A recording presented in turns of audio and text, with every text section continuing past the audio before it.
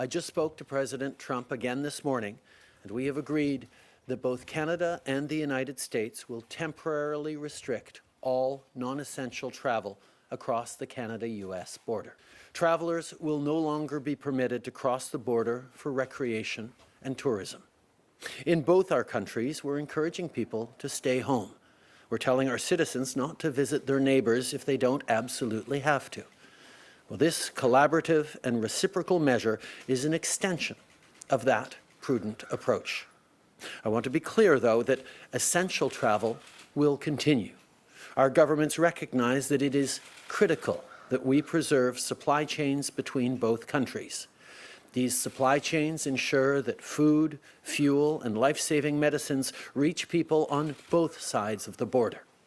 Supply chains, including trucking, will not be affected by this new measure. Canadians and Americans cross the border every day to do essential work or for other urgent reasons. That will not be impacted. What assurances do you have from President Trump that if this pandemic gets worse, he will not close the borders, crippling trade and necessary shipments in Canada? And also, how long do you expect this temporary closure to last? Will it be weeks? Are you planning for months? We talked about exactly that this morning, President Trump and I, to ensure that indeed our economies and our people that are so interconnected in so many different ways will be able to ensure the smooth flow of goods and essential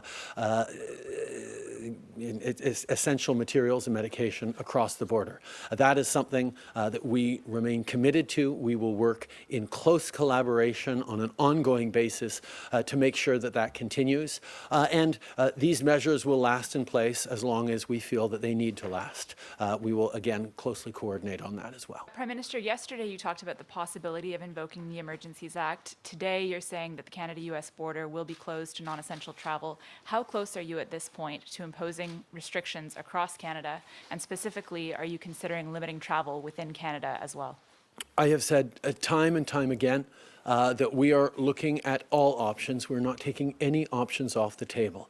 Every day we've been announcing new measures that we've been able to move forward on, and we will continue to look at measures as they become necessary and the tools that exist to make those measures necessary. I will highlight, of course, that the Emergency Measures Act is a significant step, not one that we feel we need today, but not one that we are closing the door to in the future if necessary. We recognize that we took some significant steps over the past few days.